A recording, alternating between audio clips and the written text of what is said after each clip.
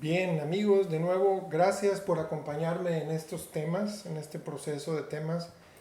Ya llevamos, es el séptimo episodio, ya estamos de lleno metidos en esta parte de apologética científica, eh, en este conjunto de temas que te tratan de la vida eh, desde el punto de vista científico y de sus implicaciones para nuestro sistema de creencias. Eh, Vimos en el episodio anterior cómo podemos definir la vida, cuáles son las características de la vida, y hoy quiero hacer una continuación en la misma dirección, haciendo algunos ejemplos o metáforas que nos pueden ayudar a ilustrar un poquito en dónde estamos parados. Veíamos que con el tema del Big Bang y con el tema del fine tuning del universo, digamos la reticencia los frenos de la cultura y de todo el establishment, de toda digamos, las universidades y el pensamiento, ¿no?, contemporáneo en el mundo, no hay tantos como oposición o como contradicción. Sí lo hay, pero no es tan abundante, y como que todas esas ciencia fue, digamos, solidificándose, fueron habiendo conclusiones, y sí hay hipótesis que saltan un poquito para defender la tesis materialista atea, pero no es tan agresivo. En el campo de la vida, de la evolución, del origen de la vida, ahí parece que se levanta un poco el tono y existe un poquito o un muchito más de defensa y de crítica, incluso de intolerancia. Sobreabundan los materiales en libros de texto y en los programas educativos en el tema del origen de la vida, abiogénesis, que es el origen de la vida basado en nada, en selección natural desde la química, vamos a decirlo así, y a través de mutaciones y de coincidencias ahí muy difíciles de entender incluso por ellos mismos, que hacen eso muy complejo. Para que entre más complejo, pues más fácil de desincentivar a cualquier persona que quiera cuestionarlos. Pero se quedan en el territorio de este materialismo, perdón, de este materialismo metodológico o naturalismo metodológico, que es más o menos lo mismo, y a veces caen en unas situaciones de contradicción bien tremendas. Eh, Obviamente todo este tema de diseño inteligente y de la hipótesis de que Dios pueda estar atrás de la complejidad, no solo de lo que ya vimos en cosmología, sino en esto de la vida, ellos lo descartan de antemano. Voy a dar algunos ejemplos que nos van a permitir un poquito entender en dónde se encuentra este debate. Imagínense que ustedes van caminando por la playa y de pronto se topan con un reloj antiguo que las olas del mar se echaron para afuera. Ustedes lo primero que piensan es, pues se le pudo haber caído a alguien que iba en un barco, pero finalmente este reloj fue construido por una persona en un taller con altos conocimientos y precisión. Ninguno de nosotros nos podemos imaginar que ese reloj fue hecho por las corrientes marinas y porque se juntaron algunos minerales del fondo del mar y fueron creando los engranes y fueron... O sea, nadie tiene eso en mente. Nos vamos directamente a deducir que es una persona, un diseñador, un relojero, una inteligencia. Bueno, lo mismo puede pasar con el cerro de Rushmore. ¿Se acuerdan? Este cerro en los Estados Unidos donde hay 4 rostros de presidentes, de los fundadores de la patria en Estados Unidos. Bueno, si siguiéramos estrictamente el naturalismo metodológico y uno de pronto va caminando por esas montañas y se topa esos rostros, no tienes de otra más que decir, oye, qué impresionante. La erosión, el viento, la lluvia lograron hacer estos rostros, qué maravilla. El viento está muy creativo últimamente, ¿no? Pues no, es imposible de creer para alguien que le funcione un poquito esta cosa que está aquí. Y lo primero que imaginas es, oye, pues alguien, un artista, una mente, un creador, se puso a hacer este diseño, a lo mejor con la ayuda de herramientas o de personas, pero una mente estaba atrás de esos rostros, ¿no? Eh, lo mismo puede pasar con la piedra esta, la roseta, la piedra rosete, algo así creo que le llaman, que son unas escrituras muy antiguas, de las primeras que existen, pero que es evidente que alguien las creó y que hay un código de información metido ahí. Y hay toda una metodología, todo un sistema científico que se basa en, o que deduce de antemano que existe una inteligencia atrás de aquello y que es responsable del resultado o de aquella cosa creada. Bueno, en el caso de la vida, prohibido. ¿Por qué? Porque tienes que meterte en el naturalismo metodológico. Tú tienes que, desde la entrada, asumir que aquello, lo que la vida está mostrando, sea lo que sea la evidencia que sea y lo que sea, si no partes de ese naturalismo metodológico, el status quo actual te reprueba, te tacha de ignorante, te tacha de creacionista, de fanático y de poquito menos que eso. Les comento, hay eh, hay un artículo que a mí me pareció muy interesante, voy a ver si lo encuentro aquí rápido. Vamos a ver. Es un pequeño, ¿cómo se llama? Es un artículo escrito por alguien de la UNAM sobre los ribosomas. Eh, Realmente me siento muy abrumado de toda la información que está empaquetada o que podría ser como un índice temático en el tema de la vida. Y no sé hasta dónde abarcar, hasta dónde abrumarlos con tanta información. Pero yo creo que es el campo en donde más solidez hay, pero en donde más se defiende la cultura moderna, en donde más te quieren marear con cosas. Eh, Voy a tratar de encontrarlo, creo que es... vamos a ver. Sí, creo que está acá en el tema de los ribosomas. Es un artículo escrito por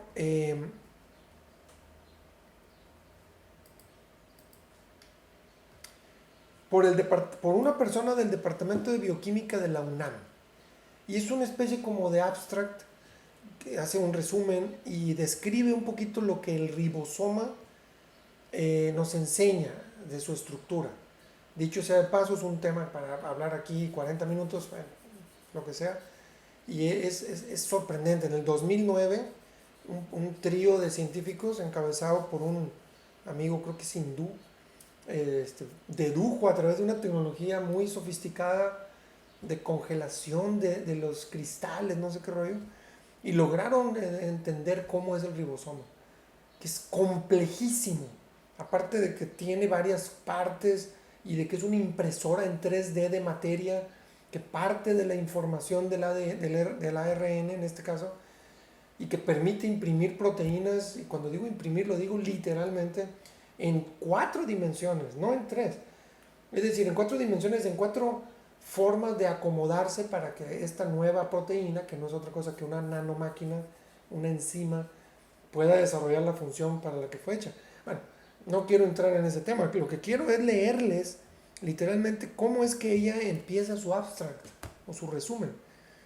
Dice, hablando del ribosoma, no tiene nada que ver Darwin y la evolución en nada, pero fíjense cómo lo dice. Hace 150 años se publica la teoría de Darwin sobre la evolución, que dice, las características de un organismo son hereditarias y sujetas a cambios al azar. Los cambios que permiten al organismo mejorar sus opciones de supervivencia se conservarán para futuras generaciones. No sé si así lo narra la teoría darwiniana, creo que hay otros elementos que la caracterizan mejor. Después ya empieza su abstract. Dice, el Premio Nobel de Química 2009 fue otorgado a los científicos fulanito y sultanito, y empieza a hablar del ARN y del código genético, y empieza a hablar de una complejidad que acaba de contradecir con lo que ella, en este caso es una mujer, si no me equivoco, acaba de comenzar su abstract. No tengo claro cuál fue su óptica o su objetivo, pero es un ejemplo de esto que les acabo de decir. Si ustedes empiezan, bueno, obviamente después empieza a hablar del ribosoma, de, tiene una cantidad de átomos impresionante, tiene una complejidad que incluso parece desordenada. Es tan complejo el ribosoma en la cantidad de componentes de proteínas que todas tienen que coincidir y embonar perfectamente. ¿Para qué? Para que se fabrique la impresora 3D de la vida, el ribosoma. Es impresionante. Bueno, ¿por qué? ¿Por qué sacar a Darwin? ¿Por qué entrar con esa introducción? Pues bueno, no lo sé. Lo único que sí sé es que si se les cae este teatrito, no tienen de dónde agarrarse para sostener lo que algunos ateos famosos como Dawkins mencionan, ¿no? Para la realización intelectual, ¿no? La completa realización intelectual de un ateo, Darwin y su teoría de la evolución. Fuera de eso ya no tienen de dónde agarrarse y digo, triste por ellos, porque si fueran científicos duros que siguen la evidencia, pues tendrían todo un campo del conocimiento impresionante, aunque la deducción filosófica o metafísica del asunto nos lleve por otros caminos. Pero bueno, regresando un poquito al tema, pero ¿qué es la vida? Hay otra, lo mencioné en el tema anterior, aparte de esto que les acabo de decir, que está muy defendido y todo, hay otra parte de la forma como están defendiéndose estos amigos, un poco en paralelo con los multiversos y con la teoría cuántica del origen del universo, etcétera, que se defienden incluso rompiendo la ley propia de la ciencia desde el punto de vista de la evidencia o de la posibilidad de tener una evidencia dura, observacional, experimental. Se quedan en la metafísica, se crean en, bueno, créanos, porque nosotros somos los científicos, ustedes no. Bueno, hay una otra forma de defensa para ellos, es su apologética, vamos a llamarlo con ese término, y es redefiniendo mucho la vida, ¿no? Dándole un carácter mucho más simple a la vida, siendo que la vida biológica que conocemos, basada en el carbono, que utilice el ADN, toda la vida, absolutamente toda la vida en el planeta Tierra requiere del ADN. No hemos encontrado un solo caso que no. Sin embargo, todo esto, ellos tratan de redefinir la vida a tal grado de llegar siempre muy rápidamente a temas metafísicos, de poner al hombre y a la vida rápidamente en una subvaluación y equiparándonos con cualquier forma de vida animal, incluso no animal, como podría ser cualquier vida que hipotéticamente existe en el universo. Y bueno, aquí se empiezan a notar, ¿no? Esta gran Y en las formas de pensamiento y en las conclusiones y en las consecuencias a las que se llega. Dos o tres formas de ejemplificar de nuevo con metáforas. El tema por ahí en algún podcast anterior lo hice, el tema de Santa Claus. Somos niños, tenemos 2 o 3 años y nos interesa mucho pues los juguetes de Navidad y nos han platicado de la historia de Santa. Bueno, los científicos actuales es como si se metieran en este tema de la evolución y del origen de la biogénesis de la vida por causas 100% naturalistas, materialistas, y se anclan ahí. De tal manera, es como si quisiera una persona adulta decir, no, claro, Santa Claus, mira, ¿ves esa semilla que vuela? ¿Ves? ¿La ves cómo va volando? Pues bueno, por lo tanto es fácil pensar en que Santa se suba a un trineo y vuele. ¿No ves esa semilla que vuela y que la sube el aire? Porque Santa no podría. ¿No ves cómo de pronto esta cosa no estaba aquí y de pronto el aire la trajo para acá? Eso es posible, los juguetes pueden aparecer ahí. Bueno, ven el sinsentido del ejemplo, ven cómo si se mete uno y se mete en esta camisa de fuerza que no te permite observar más que esta forma a priori decidida, a priori establecida de naturalismo metodológico, pues tienes que encontrar una forma, un camino y empiezan a ver hipótesis increíbles de cómo una bacteria se comió a la otra y entonces aparece la mitocondria, entre otras muchísimas que está llena la ciencia actual, ciencia entre comillas, del origen de la vida y de la evolución, está lleno de esto. No parece razonable, no sé si tú lo piensas de otra forma. Un poco más en la dirección del origen de la vida, lograr que de la simple química, incluso de la química orgánica o de la bioquímica, podamos llegar a la vida, ese brinco que hay entre la primera vida, la más sencilla, la más elemental, pero que cumple con la definición aceptada por todos los biólogos, de metabolismo, de adaptación al cambio, de reproducción, de estar con un límite claro, con una homeostasis que permite el balance, el equilibrio, la capacidad de adaptarse al medio ambiente para sobrevivir, entre otras muchas. Pueden encontrarse muchas más decenas de características de un sistema vivo. Ese escalón que acabo de mencionar es tremendo, ¿no? Entre la bioquímica y el primer escalón que permite esto que les acabo de mencionar, reproducción, etc.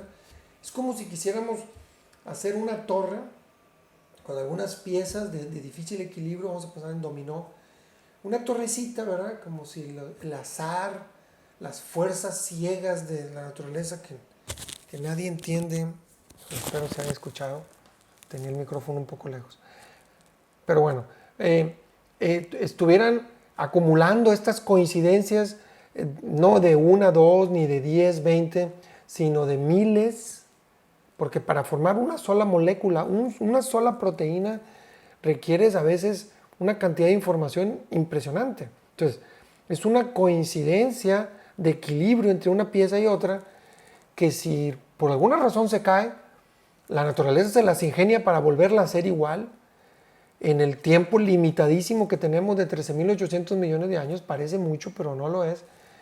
Y de pronto aparece la vida. Y eso es lo que creen ellos, que la vida apareció por unas razones completamente materialistas, por azar y por probabilidad. Hay muchos estudios que lo contradicen, estudios serios, pero ellos insisten en esto.